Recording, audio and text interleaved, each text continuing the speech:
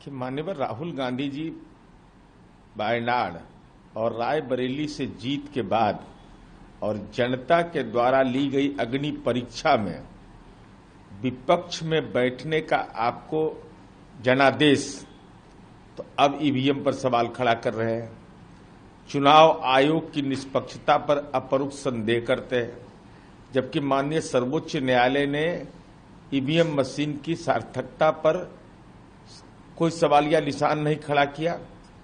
तो आपको आखिर पीड़ा किस बात की है? अरे पीड़ा तो एक ही बात का होना चाहिए कि जो आपने इंडी गठबंधन बनाया, जो भ्रष्टाचारी वंशवादियों की राजनीति का जो जमावड़ा बनाया, आज उसके चलते आपकी राजनीतिक दुर्दशा हो रही है, तो ठीकरा आप ईवीएम के माथे फोड़ रहे हैं।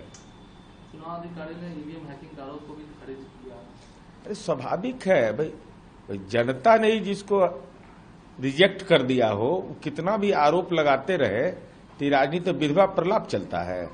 मैं तो वही सवाल एक ही है उनके खाते में कि 233 सीट जो इंडी गठबंधन जीता, क्या ईवीएम मशीन में अगर अनियमितता थी, ईवीएम मशीन में गड़बड़ियां थी, तो वो जीत कैसे उन्होंने दर्ज किया? सवाल नंबर 2 कि माननीय सर्वोच्च न्यायालय ने जब इस पर कोई टिप्पणी नहीं व्यक्त किया, कोई इससे असहमति व्यक्त नहीं किया, तो आप कोर्ट से भी ऊपर हो गए।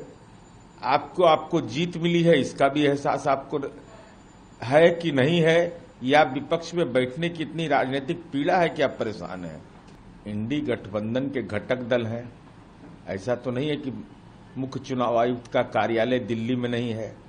अब माननीय कपिल सिब्बल साहब, आपकी बात विपक्ष के इंडी गठबंधन के लोग मानते हैं कि नहीं? मुख्य चुनाव आयुक्त के भूमिका पर या चुनाव आयोग की भूमिका पर सवाल खड़ा करना, यह बताता है कि राजनीतिक हताशा की पराकाष्ठा है। अभी तो माननीय राहुल गांधी जी को तय करना है ना कि वायनाड और रायबरेली से अगर चुनाव जीते और ईवीएम के माध्यम से जीते, अगर आपको लगता है कि ईवीएम में अनियमितता है, तब विलंब के ही कारण कीजिए। मौका मिला है, राजनीतिक निर्णय लीजिए, कहिए कि भाई हम ईवीएम पर हमको भरोसा नहीं है, तो हम पार्लियामेंट पर भी भरोसा नहीं करेंगे।